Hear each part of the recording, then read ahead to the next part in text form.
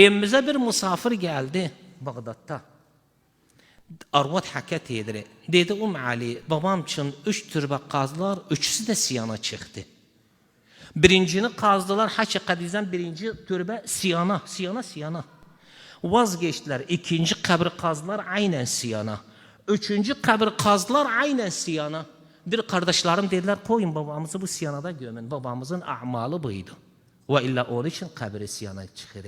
Ne etmişti dedi arvadaka, sonra dedi, ne etmişti babay? Dedi, vallahi babam arvadlara xasıca gideniydi. Arvad pərəsiydi biz diyarıq.